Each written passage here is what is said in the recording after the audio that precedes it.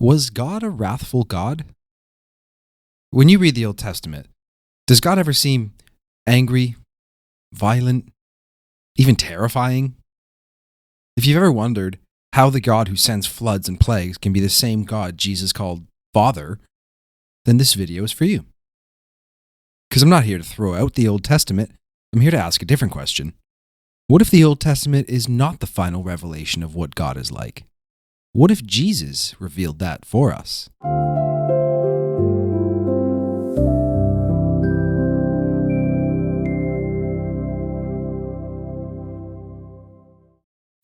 Let's start with something crucial. I'm not saying the Old Testament is wrong. I'm saying it's not the finish line. The Old Testament gives us a world that Jesus walked into, but only Jesus gives us the Father. That's the foundation of this whole video. The goal is not to replace Scripture, but to return to it through the lens of Jesus.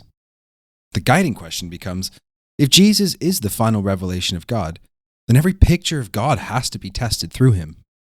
Not through Moses first, not through the law first, not through tradition first, through Jesus. The Old Testament is not useless. It's not fake. It's not something Christians should ignore. But it's also not flat. It's a long, honest record of humanity wrestling with God. And that's literally what the name Israel means, one who wrestles with God. So Israel's story isn't just a story of people who always understood God perfectly. It's the story of people chosen to carry revelation, preserve the story, expose human failure, and prepare the way for Christ. Chosen doesn't mean automatically approved, and it doesn't mean spiritually superior either. Chosen means accountable. Israel's chosen to be the example, to show what happens when humans are given God's name, yet still try to control him, manage him, ritualize him, and project their own violence onto him. Election is not an exception. Election is exposure. And that's why the prophets matter so much. The Old Testament doesn't just tell a story, it also critiques itself. Isaiah is not just background reading. Jeremiah isn't just gloom. The prophets are like God's own protest within Israel's scriptures. Isaiah gives the hope. Jeremiah gives the warning. Yet Jesus fulfills the hope and confirms the warning. And among all those books, Isaiah stands out in a special way because Jesus steps directly into it. In Luke 4, Jesus walks into the synagogue in Nazareth, stands up to read, and they hand him the scroll of Isaiah. He opens it and reads, "The Spirit of the Lord is upon me, because he anointed me to bring good news to the poor. He has sent me to proclaim release to the captives and recovery of sight to the blind, to set those who are oppressed, to proclaim the favorable year of the Lord." Then he rolls up the scroll, hands it back, and he sits down and says, "Today this scripture has been fulfilled in your hearing." That's a huge moment. Jesus doesn't just choose a passage about conquest or crushing Rome. He chooses Isaiah 61, good news, freedom, healing, and restoration. The people listening knew Isaiah. They knew the promises. They knew oppression and occupation. They understood exile language, and they were waiting for God to act. And Jesus says, "It's happening now in me." At first they marvel, but then the atmosphere in the room shifts. Why? Because Jesus is not the Messiah they expected. He's not flattering national pride. He's not promising domination or revenge. He's revealing that fulfillment comes through mercy made visible. That moment shows us how Jesus reads the Old Testament. He fulfills it through mercy, not control. Through restoration, not conquest. Through himself, not through a system. And that leads us straight to Moses. Moses is not a side character. He's the human architecture of the system Jesus walks into. Exodus, covenant, commandments, sacrificed, priesthood. Later tradition counts 613 commandments in the law of Moses. That shows you how all-encompassing this system became. It wasn't just to be good, it was a complete religious world. Boundaries, food, sacrifice, clean and unclean, crime and punishment, priests and offerings, blessings and curses. So Moses has to be examined very honestly. Because even Scripture doesn't present Moses as morally flawless. Moses grew up as a prince of Egypt, formed within the empire, educated in the Pharaoh's world. He knows power from the inside. Then Moses kills a man. Before he ever leads Israel, we meet him committing an act of violence, killing an Egyptian who was beating a Hebrew. So from the beginning, Moses is marked by empire and violence. Then we meet the staff. The staff becomes a sign of power, used in the plagues, stretched over the waters, connected to wonders, judgment, and deliverance. But here's where the danger creeps in. Once people start attaching divine power to objects, symbols, staffs, serpents, rituals, and formulas, faith can become technique. The clearest example is the bronze serpent. Moses lifts up a serpent in the wilderness, and people look to it and are healed. But later Israel starts burning incense to it. And by the time of King Hezekiah, that object had become such an idol that he had to destroy it. Something that once pointed to God had become a substitute for God. And that's the serpent staff problem. A man takes a sign and turns it into a system. A man takes a symbol and turns it into power. Man takes what should point to God and treats it like God. That's idolatry. And the Mosaic world is full of sacred objects, sacred instruments, and symbols and rituals that can easily become substitutes for simple trust in God. And then beyond the Bible, later mystical traditions build even more layers on this. Kabbalistic tradition looks back to Moses in Exodus. The story becomes a place where hidden names, letters, and spiritual mechanics are read into the text. One famous example is the idea of the 72-fold name of God, the Shem HaMephorash. It's derived from Exodus 14, verses 19 to 21, right at the Red Sea crossing. In some mystical readings, these verses are rearranged to form 72 three-letter names, and then connected to the power behind the parting of the Red Sea. At that point, deliverance is in danger of becoming magical technology. The Red Sea becomes a formula, the name of God becomes a mechanism, and faith becomes operation, whereby God becomes a system to activate. And that's not how Jesus teaches us to know God, I'm afraid. Jesus never trains his disciples to operate the Father through hidden names. He teaches them to trust the Father. That's what he does. And that's the difference between faith and sacred technique. And this is why the Mosaic system is not tested and fulfilled by Jesus. It's dangerous. Law without love, ritual without mercy, power without surrender, sacrifice without compassion. Even with biblical scholarship, people recognize that the Torah didn't just drop from heaven as a flat, untouched transcript. There are questions of sources, edits, and traditions and layers. And I'm not building this whole argument on academic theories, but it reminds me of something simple. The law came through human history, human hands, and mediation. So the question is not, does the Old Testament matter? Of course it does. It literally serves as the context. The question is Moses final? And according to Jesus, the answer is no. Moses matters, but Moses is not final. Moses receives real revelation, yes, but he doesn't perfectly represent God, and Scripture itself shows this. At one point, God tells Moses to speak to the rock, and he strikes it instead. And he speaks as if the power is coming from him. Shall we bring water for you out of this rock? He failed to treat God as holy before the people. He misrepresented God. The Torah itself limits Moses. It records his failure. He doesn't complete the journey. Moses points, Jesus brings. Moses mediates the law, whereas Jesus reveals the Father. Moses gives concessions, but Jesus reveals God's intention, and it comes straight from Jesus. When Jesus questioned about divorce, he says, because of your hardness of heart, Moses permitted you to divorce your wives. But from the beginning, it has not been this way. In one sentence, Jesus cracks open the flat reading of Scripture. He doesn't say, God commanded this from the beginning. He says, Moses permitted this because of your hardness of heart, because you were stubborn.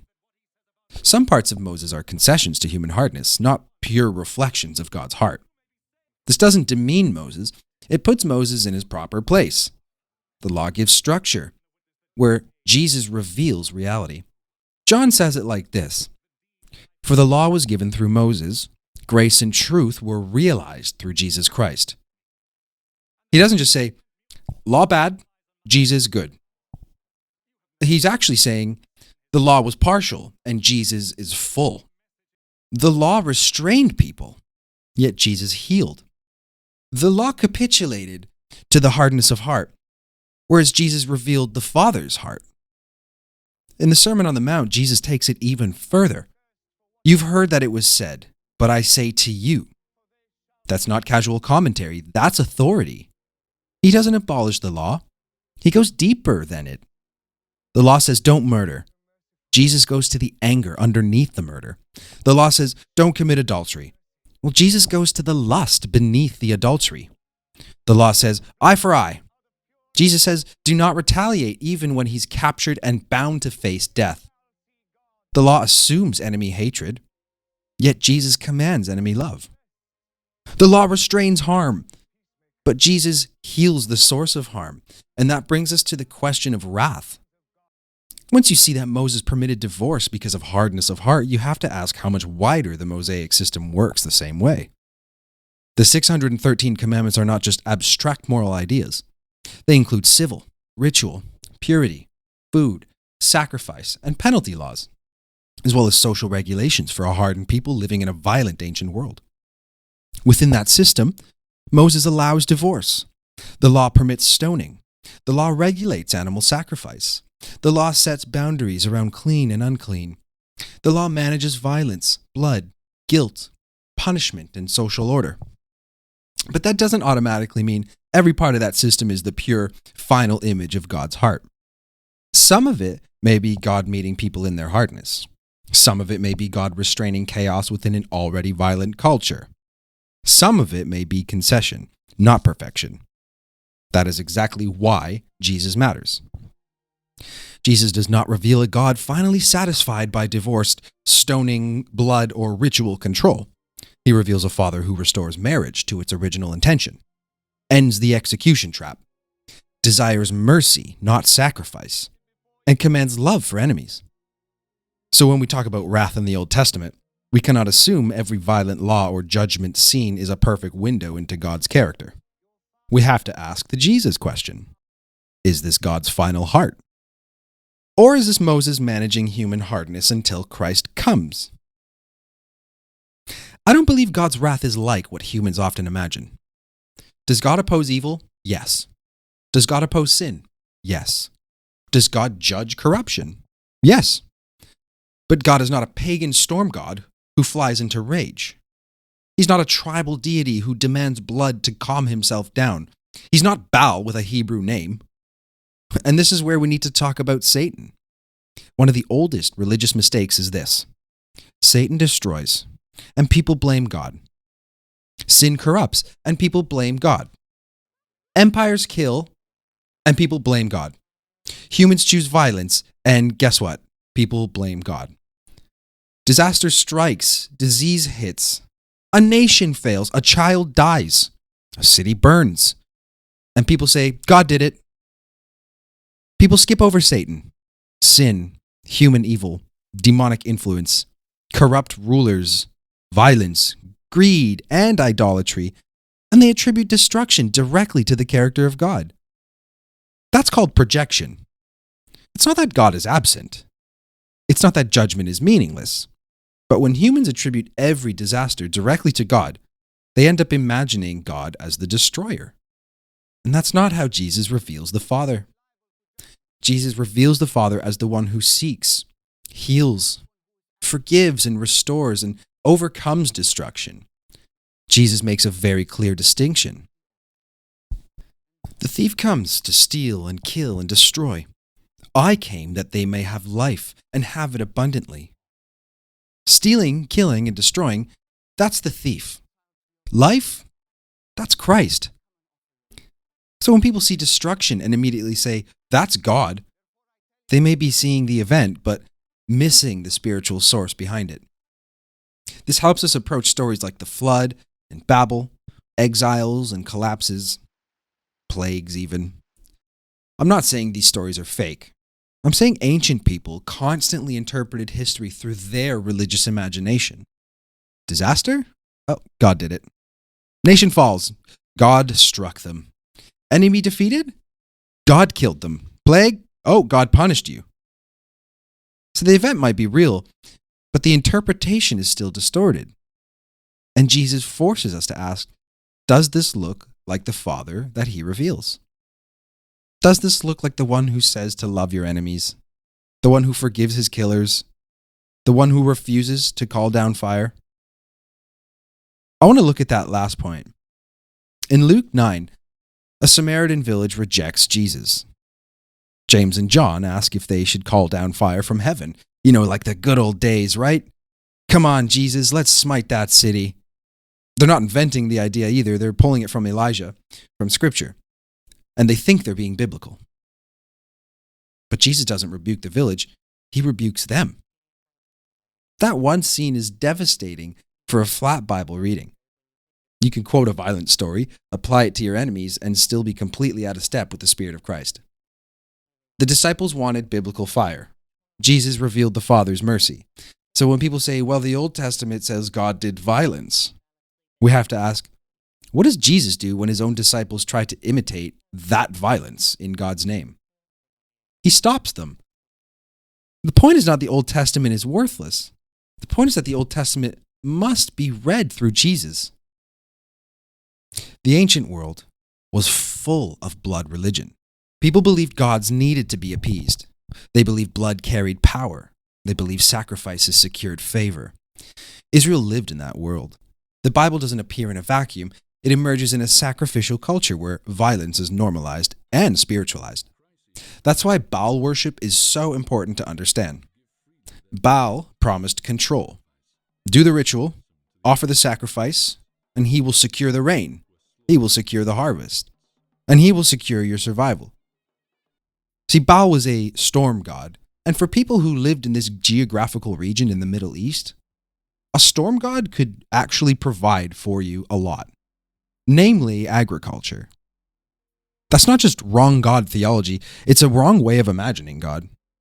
Baal turns relationship into leverage, faith into transaction, and fear into technique. Israel kept falling for Baal, not because Baal was deep, but because Baal seemed useful. And that's where the Valley of Hinnom comes. Just outside of Jerusalem, and I mean literally just outside of Jerusalem, was the Valley of Hinnom. It became associated with horrific child sacrifice. Jeremiah says they built high places where they burned their sons and daughters in the fire. Then, God says something that should shake every religious system built on blood. Which I did not command, and it did not come into my heart. Child sacrifice did not come from God. It didn't even enter his heart. Jeremiah goes further. I did not speak to your fathers or command them in the day that I brought them out of the land of Egypt concerning burnt offerings and sacrifices. Hosea says, I delight in loyalty rather than sacrifice. Isaiah records God saying, I've had enough of burnt offerings. I take no pleasure in the blood of bulls, lambs, or goats. These aren't marginal voices. They are prophets speaking in God's name. And Jesus later quotes Hosea twice. I desire mercy and not sacrifice. And the prophets begin to protest and Jesus completes it. So the Old Testament contains sacrifice, but it also contains a divine protest against sacrifice. It contains law, but it also contains a prophetic critique of legalism. It contains violence, but it also asks, have you projected your violence onto God? Psalm 50 puts it like this. You thought that I was just like you. That's the diagnosis. We assume God is like us. If we're violent, God must be violent. If we punish enemies, God must punish enemies. If we need blood before we forgive, God must need blood before he forgives. If Satan destroys, we assume God destroyed. And if sin produces death, we assume God wanted death. If empire crucifies, we assume God demanded the cross as violence instead of seeing God entering our violence to expose it and defeat it from within. But Jesus reveals that God is not like us when we are violent. After the resurrection in Luke 24, two disciples are walking to Emmaus and they know the scriptures. They know the prophecies and they have the hope, but they can't see how it all fits. Jesus joins them, unrecognized, mind you, and begins to walk with them. The text then says, beginning with Moses and all the prophets, he interpreted to them things concerning himself in all scriptures. He interpreted. He didn't say, the scriptures are obvious, just read them. He opened them, and he showed direction. The Old Testament points forward. Jesus stands at the center, meaning moves towards him. That's the Christian way of reading the Old Testament. Not rejection, but fulfillment. Not suspicion, but alignment with Jesus. Laws are read through his teaching. Violence is read through his refusal to harm enemies. Sacrifice is read through his mercy. Judgment is read through his desire to restore. Jesus isn't shallow in how he fulfills Scripture. He's moving at levels most of us miss. Take Bethlehem. In Hebrew, Bethlehem, using standard Hebrew gematria, equals 490. Daniel speaks of 77s. 7 times 7 also equals 490, pointing to a period of completion and restoration. He then tells Peter to forgive not 7 times, but 70 times 7. Again, 490. I'm not saying we build doctrine on number games, but it's showing us something. Jesus takes the number of completion and fills it with mercy. The Messiah was born in Bethlehem, the house of bread, with a gematria value of 490. Daniel's 77s point to restoration, and Jesus uses the same number to describe forgiveness without limit. You see, this is so much deeper than we can even imagine. Jesus had understanding of these systems, yet chose to speak metaphorically so that one day some of us might be able to interpret. And he even mentions that if we can understand, that we are blessed to understand. And that's the kind of fulfillment he brings. Not endless vengeance, not sacred retaliation, forgiveness, restoration, and completion through mercy. All of this leads us to the cross. At the cross, everything is exposed. Religion accuses. Empire executes. The crowd mocks. The disciples scatter. Violence wins, or so it seems. If God were like us, this is where fire should fall. If God were like Baal, this is where blood would finally calm divine rage. If God were like the Pharaoh, this is where enemies would be crushed. And if God were like Moses in his anger, this is where the rock would be struck in fury. But Jesus says what? Father, forgive them, for they do not know what they are doing. And that's the revelation. The cross shows us what humans do when they think God is on their side. The resurrection shows that God refuses to let violence have the last word. So no, the Old Testament's not wrong. It's waiting. Adam falls. Babel scatters. Israel wrestles. Moses mediates and fails. The law restrains but cannot heal. Sacrifice exposes fear. Baal reveals the temptation of control. Satan destroys and humans blame God. Isaiah sees the hope. Jeremiah weeps over corruption. Daniel counts towards restoration. Bethlehem carries the sign. And then Jesus arrives. And when Jesus comes, he doesn't reveal a wrathful, tribal God. He reveals the Father, the God who seeks the lost, heals the wounded, forgives enemies, desires mercy, not sacrifice, refuses the sword, and absorbs violence instead of mirroring it. The Old Testament gives us the world Jesus entered. Jesus gives us the God that the world has misunderstood. And that's why we must read the Old Testament through him. Not because we reject Scripture, but because we believe in Jesus. And Jesus, not Moses, not the law, not the temple, not sacrifice, not hidden names or sacred technique. Jesus is the Word made flesh, the final revelation of God. Now, before I close, I want to mention something practical. My wife and I have been going through our wardrobe recently, and honestly, we started noticing how much clothing just does not feel congruent with the words of Jesus. The modern fashion has become strange. A lot of it feels dark, ironic, empty, or spiritually confusing, and sometimes we don't even know what symbols we're putting on our bodies. Logos, imagery, luxury brands, occult-looking designs, strange campaigns, it all starts to feel like noise. So my wife and I started our own Etsy shop for simple, gospel-centered clothing. Nothing weird, nothing performative, just clean designs rooted in faith, scripture, and the words of Christ. If that's something you're interested in, the link is in the bio. If this way of seeing scripture helped you, consider sharing this video with someone who struggles with the Old Testament picture of God. And if you want more gospel-centered content that keeps Jesus at the center of everything, make sure you subscribe and turn on notifications. Until next time, keep your eyes on Jesus, the one who shows us exactly what God is like.